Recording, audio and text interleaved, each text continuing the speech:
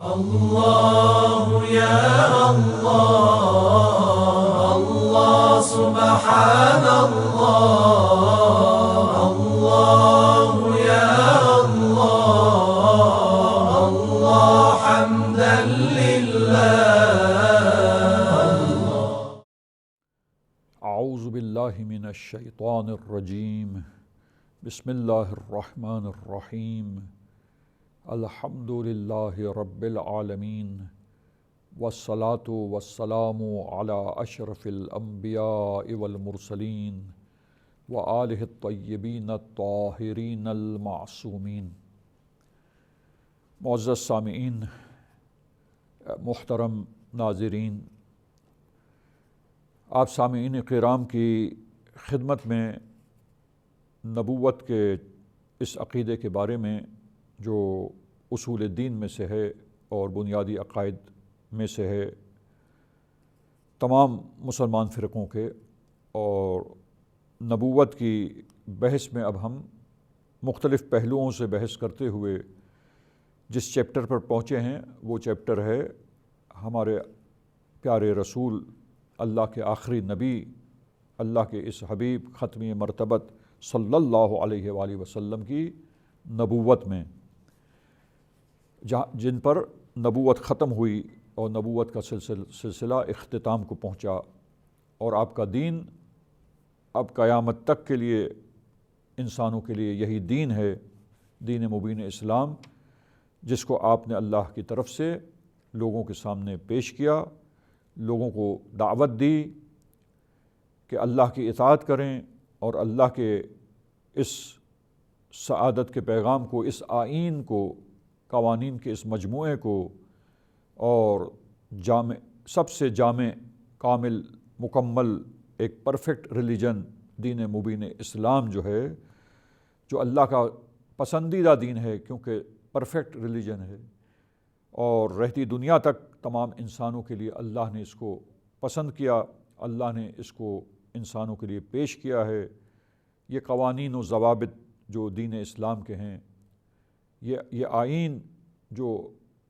اسلام پیش کر رہا ہے، یہ آفاقی تعلیمات جو دین اسلام نے لوگوں کے سامنے نبی کے توسط سے بیان کی اور پیش کی ہیں، یہ تعلیمات سنہری، تاکہ ان پر عمل پیرا ہو کر انسان دنیا میں کامیاب زندگی گزار سکے، ایک کامیاب انسان بن سکے. کامیاب ہو جانا یہ نہیں ہے کہ اس کا مال و دولت بہت زیادہ ہو، دنیا کی ثروت جو ہے وہ اس کے پاس اکٹھی ہو جائے، اس کے دامن میں آ جائے. یہ کامیابی کا معیار نہیں، یہ کامیاب زندگی کے لیے کرائیٹیریا نہیں ہے عزیزان گرامی. اور دولت، مال و متاع دنیاوی، اقتدار، قدرت، شہرت، یہ چیزیں کوئی ریئل کرائیٹیریا نہیں ہے، بلکہ اصل معیار اسلام کی نگاہ میں یہ ہے کہ معرفت پروردگار کس نے زیادہ حاصل کی، کون بامعرفت بن سکا، کیونکہ وہ ذات ہے کمال مطلق، ہستی پروردگار عالم جو خالق کائنات ہے. وہ پروردگار کی عظیم ہستی ہے جس نے تمام عالم کو پیدا کیا، وجود بخشا، اور ان گنت نعمتیں اپنے بندوں کو اور مخلوقات کو عطا کیں. اور یہ ایک بہترین اور کامل نظام، خوبصورت نظام، حسین نظام اللہ نے قائم کیا، یہ کائنات کو خلق کیا.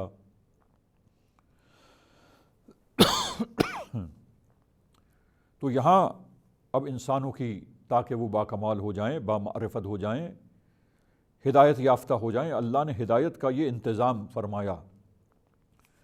کہ انبیاء علیہم السلام بھیجے انسانوں کی ہدایت کے لیے، رہنمائی کے لیے، تاکہ وہ ان کی رہنمائی کریں اللہ کی طرف، اللہ کی ذات کو پہچانوائیں. اور عقل جو ترقی کرنے کے لیے اللہ نے عطا کی ہے، حق و باطل کو سمجھنے کے لیے دی ہے، پروردگار عالم نے یہ عظیم نعمت سے انسان کو نوازا ہے. تو اس عقلی تقاضوں کو انسان پورا کریں اور عقل کو بروئے کار لائیں، غفلت میں مبتلا نہ ہوں، اور عقل کو بروئے کار لا کر، عقل کو استعمال کر کر صحیح نہج پر آگے بڑھتے ہوئے ترقی کریں، حقائق کو سمجھیں،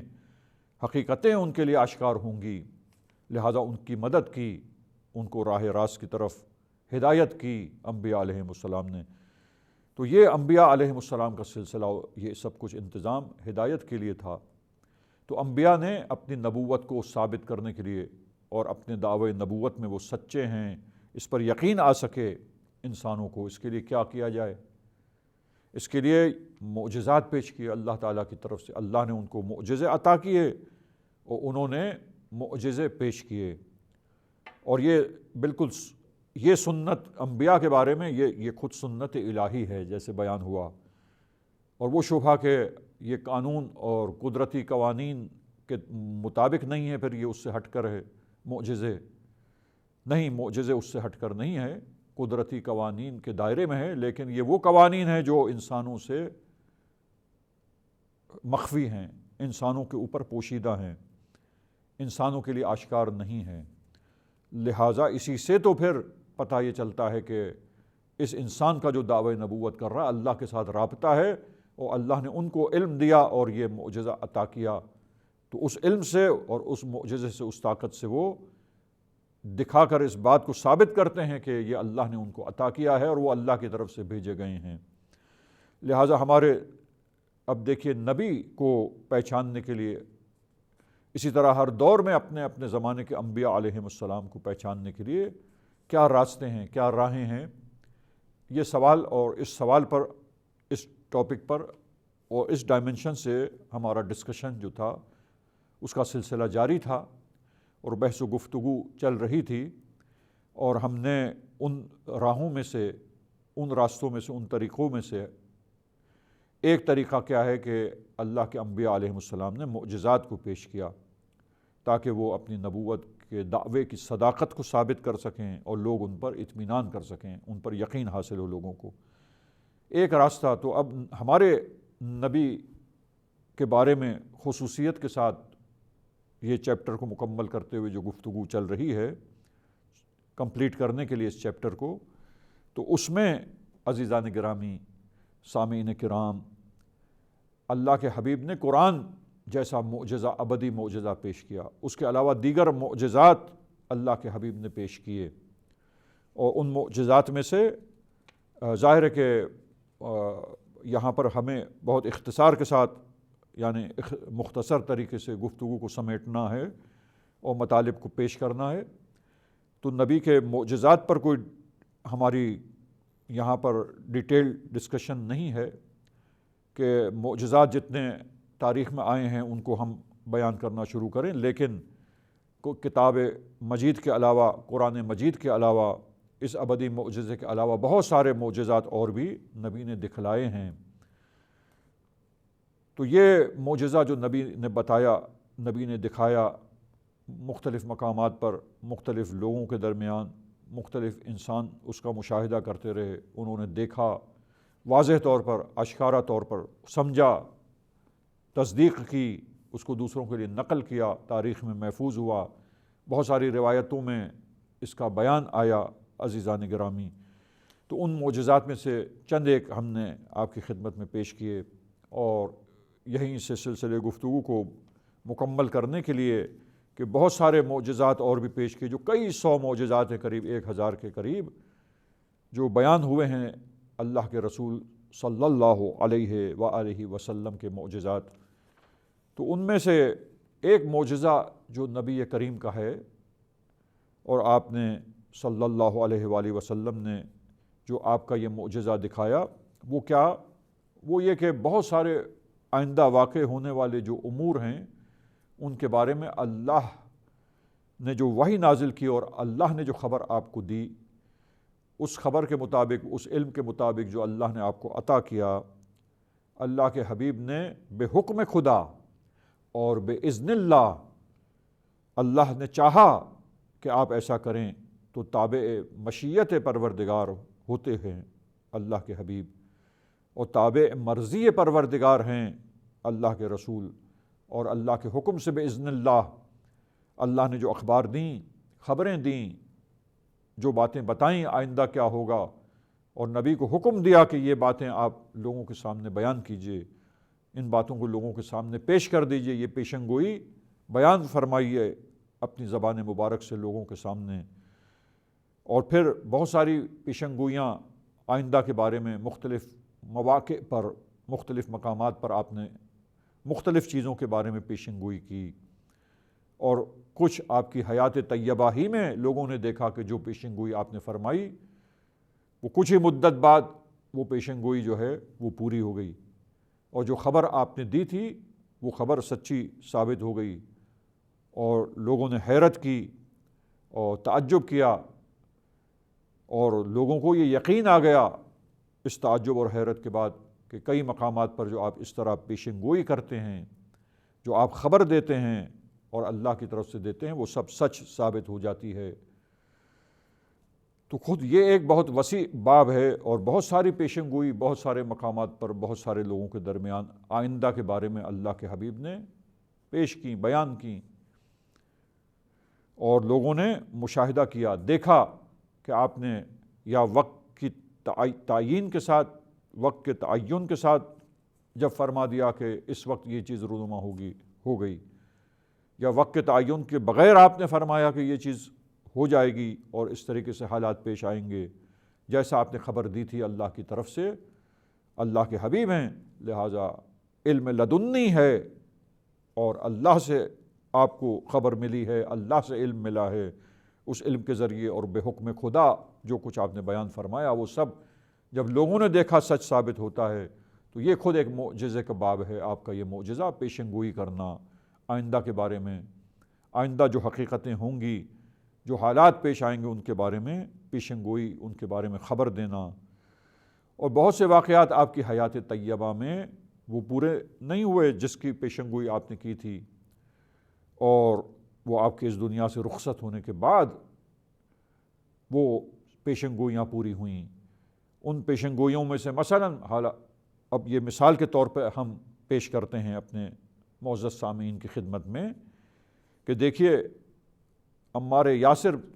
کے بارے میں یہ مشہور حدیث ہے اور مشہور پیشن گوئی ہے، اور یہ اہل تسنن حضرات کی کتابوں میں بھی موجود ہے یہ روایت جو ہے اہل تشیع، مکتب تشیع کی کتابوں میں بھی موجود ہے عزیزان گرامی، کہ اور یہ ختم مرتبت صلی اللہ علیہ وآلہ وسلم کی رحلت اور اس دنیا سے رخصت ہو جانے کے بعد یہ پیشن گوئی پوری ہوئی کہ آپ نے اپنے پیارے صحابی اور آپ کے محبوب صحابی جو آپ کے نزدیک بہت محبوب تھے آپ کو، حضرت عمار یاسر، ان کو یہ فرمایا تھا آپ نے، اور لوگوں نے سنا، اور اس روایت کو نقل بھی دوسروں کو کیا اور محفوظ ہوئی یہ روایت کتابوں میں کہ آپ نے یہ پیشن گوئی کی اور فرمایا تھا عمار سے کہ اے عمار تقتلک فئۃ باغیہ، کہ تجھے باغیوں کا جو بغاوت کرنے والا گروہ ہوگا اسلام میں اور اسلامی معاشرے میں، باغیوں کا گروہ آپ کو قتل کرے گا۔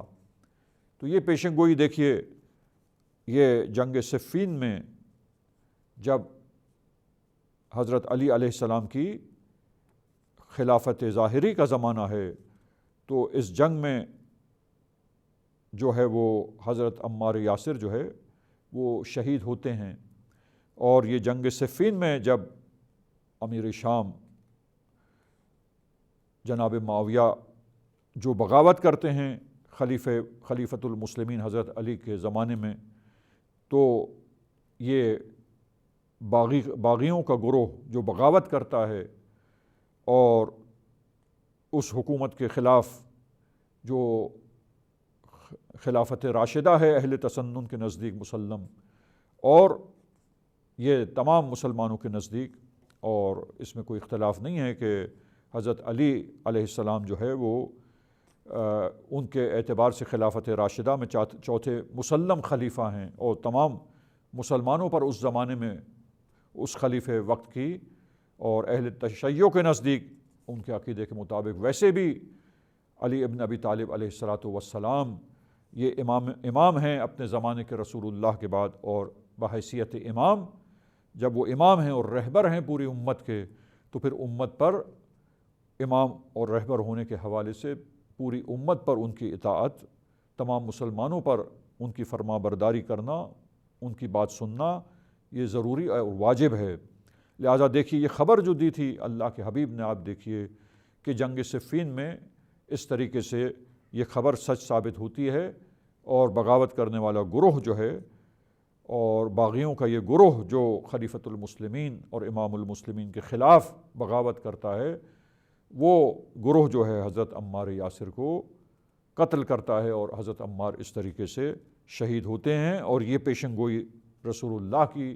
جناب عمار کے بارے میں جو ہے وہ پوری ہوتی ہے۔ اور اسی طریقے سے آپ دیکھیے کہ ایک پیشن گوئی جو اپنے نواسے کے بارے میں کی ہے، اپنے نواسے، اپنے محبوب نواسے کے بارے میں، امام حسین علیہ السلام کے بارے میں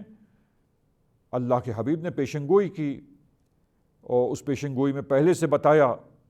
اور خبر دی کہ میرا یہ نواسہ جو ہے وہ دین کی حفاظت میں